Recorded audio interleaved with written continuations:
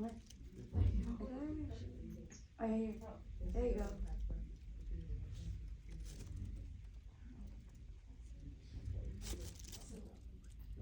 Hey Chris, just tell them to remind the kids I need a huge reaction this time from the ceiling. I need to see them in faces. And when I'm too amazed, you go in. Doors. I remember walking into this great hall the first time and just not believing it. It was just so amazing. It's a magic place to be. Early on in the process, there was talk about us actually shooting the Great Hall in a location. Christ Church College in Oxford have a great hall. It was the inspiration for this one, but it wouldn't have made a good set. So we decided to build a great hall. You know, I found out we were doing it in the studio. Like, how are they going to create something so vast?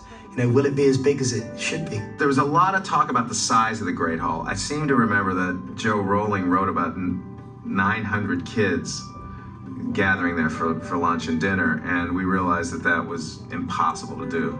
So we whittled it down to a place that would probably hold about 400, 500 kids, and that felt large enough. I'll say 1, 2, 3, and action. The food appears. Set. 1, 2, 3, action. I think what's good about it is that even though it's a source of so much magic, it's firmly rooted in reality. And I think that makes the magic all the stronger when it unexpectedly grows out of something that is seemingly so real. I mean, most sets are kind of literally all polystyrene and fake wood and everything, but a lot of the stuff that's in the Great Hall is real stone, real wood. We built a lot of fire into the Great Hall, so it just had this sense of warmth and magic. However, the floating candlesticks were a bit of a problem because we decided to do them practically as opposed to creating them in a CGI environment.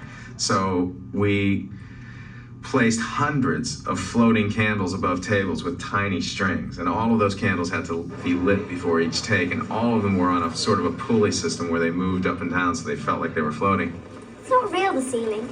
It's just bewitched to look like the night sky. I read about it in Hogwarts, a history. When we did the shot where we craned down through all of these floating candles, you couldn't see the strings. Everyone in the screening room applauded that day. It's just stunning work from John Seale. It was incredible. It was amazing. Like, no acting required. Focus the book, guys. This one will be the last day. No matter what happens. Focus. Big reaction. That's almost lunchtime for you. Yeah. Quiet, please. Get ready. Thank you. The only problem when you've got loads of people is you find that the breaks aren't as much because they've got to move so many people out and so many people back in again. I'm tremendously kind of amazed by the level of commitment and control that the kids have got. I would never have imagined, just from going to school to drop my daughter off, that you could get together that many kids without chaos breaking out, and yet they all seem very dedicated to what they're doing, very focused, very clear, and they take direction amazingly well. And there's 300 kids in the room. Hold on, everybody pause. Dan, take a little step back. Rupert, take a little. You guys okay focus-wise? Chris was in the Great Hall with about 350 children, and if one came up and talked to him, he would automatically just sit down as though he'd known them all his life. Alright, roll sound. Here it is. Okay, relax, okay? I don't know how he does it. If I was him and I had 100 kids running around, I just flip. But he's kept his cool all the way down, and he's been really nice for everyone. You're really terrified. He has helped us through the whole entire film. I've learned so much. I feel like I've learned so much through the acting experience. Got it?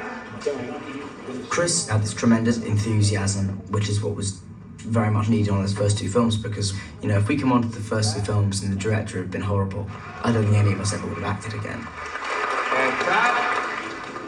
When we began the process of finding our director, we spoke to several really fine directors. Even Steven Spielberg expressed interest, and that was, for me, quite remarkable. But ultimately, he had other projects that he'd been working on for a while, and he decided to work on them. When I read the book, it was just at the beginning of the phenomenon. And I called my agent and I said, I think I would really like to make a movie of this material. I really, really responded to it. I saw the movie in my head when I read the first book, and I saw the world.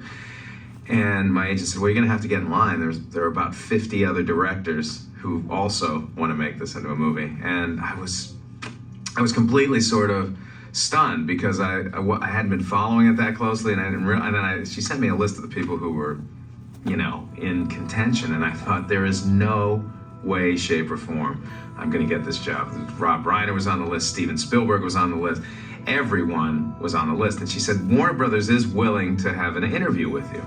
Chris arrived at the meeting with a script.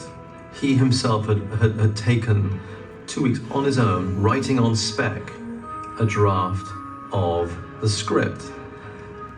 And he'd really thought through how he wanted to approach it. I think at that moment, they probably realized that I was very, very, very serious about making a great film out of this material. We met a lot of people, and ultimately it came down to studio comfort and also the person who had the most passion for the material. And it was Chris Columbus who emerged as the favorite and got the job. I got a call from one of the executives who said, you're our guy, we're gonna go with you. So it was an amazing moment. It was an amazing moment because I remember walking into the kitchen of my house and telling my wife, I got the job. I got the Potter gig, we're moving to London.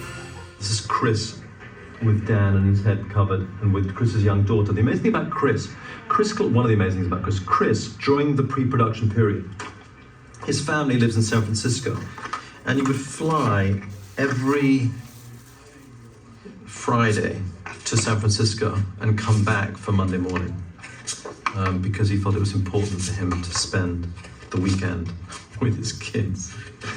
Pretty impressive as far as I'm concerned. And this is what it made him look like.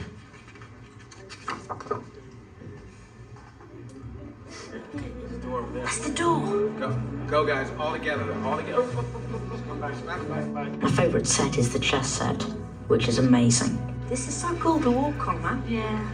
It's so great when it's lit Set, up. and there's a door. Probably my favorite example of Stuart Craig's production design was the gigantic chess set. I just loved the attention to detail and the look of those pieces. I mean, they looked as if they were made out of real stone. I wanted to take all of them back home for my office in San Francisco because they're just stunning. Now, don't be offended or anything, but neither of you are particularly good at chess.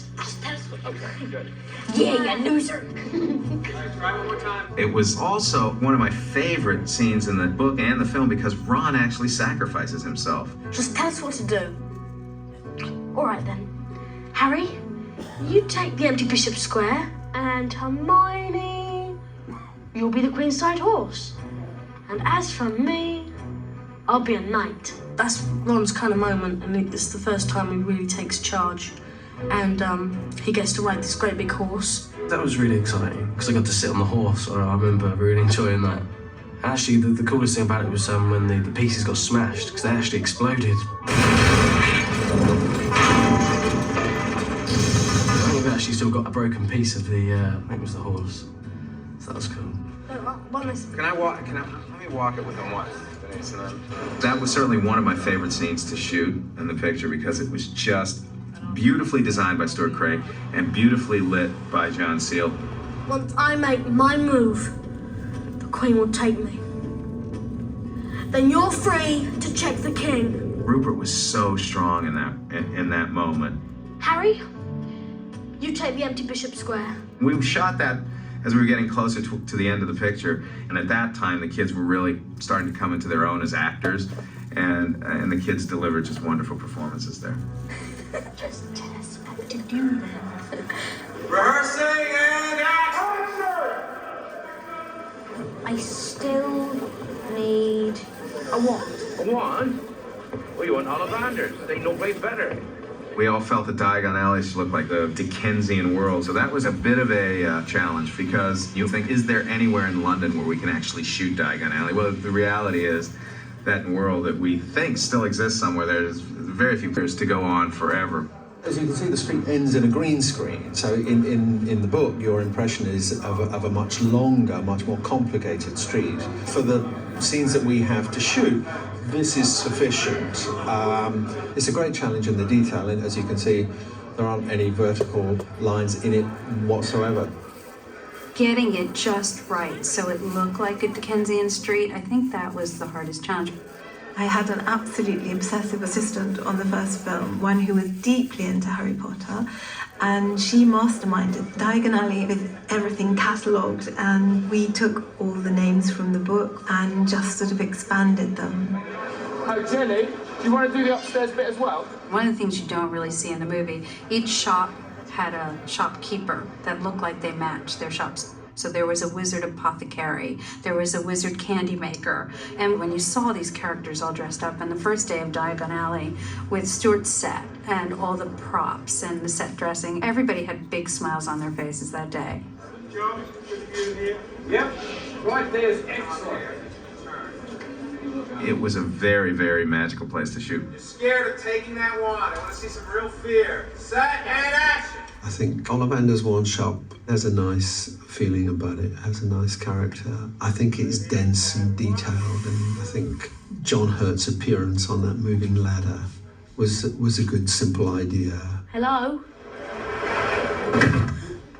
He comes, just sort of arrives on the trolley up with the bookshelves and to the top of the screen, and it was a sensational shot. You couldn't, no actor could ask for a much better entrance. I wondered when I'd be seeing you, Mr. Potter.